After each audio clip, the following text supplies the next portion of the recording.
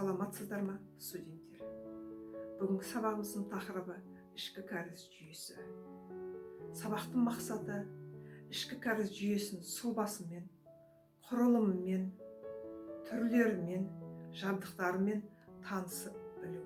Кәріз жүйесі дегеніміз адам тіршілігімен, өнеркәсіптік мекемелер іс-әрекетінің нәтижесінде түзелетін лас суларды жинау, әкету және тазартуға арналған инженерлік құрылымдар жүйесі.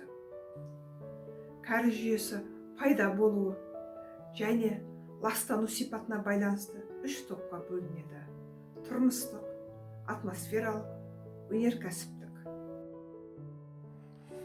Тұрмыстық лас сулар қол жуғыштан, ванналар мен әжетханалардан, моншадан, кір жуу орындарынан, душтардан және тағы басқа орындардан жиналады. Тұрмыстық лас сулар өте лас болып саналады. Олардың құрамында минералдық, органикалық ластанулар мен ауру туғызатын микроорганизмдер болады.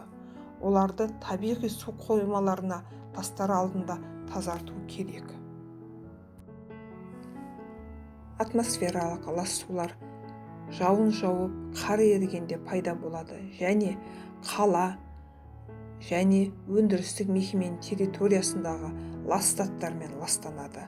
Бұл сулар салыстырмалы түрде таза болып есептеледі және санитарлық бақылау орындары бұл суларды тазартусыз табиғи су қоймаларына жіберуге рұқсат етеді. Өнеркәсіптік лас сулар құрамы бойынша алуан түрлі болып келеді. Бұл сулар өндіріс технологиясы мен қалдықтарды әкетуге байланысты ластанады.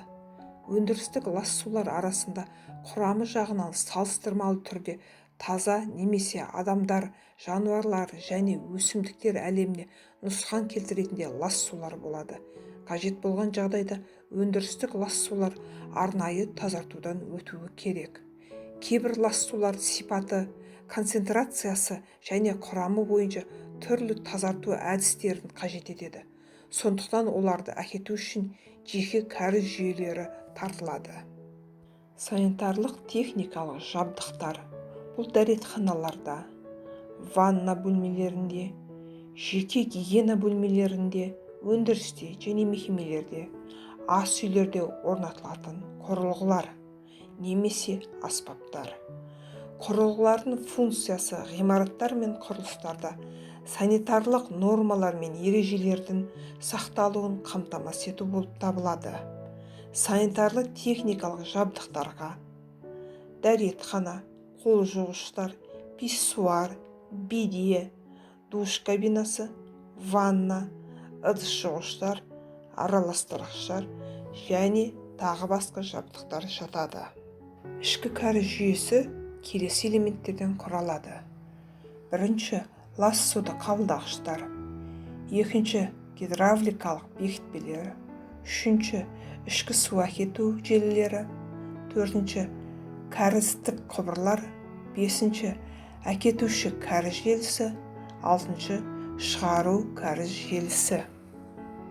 Қазіргі таңда ішкі кәріз жүйесінде кеңінен қолданылатын құбырлар пластикті жасалған ішкі құбырлар.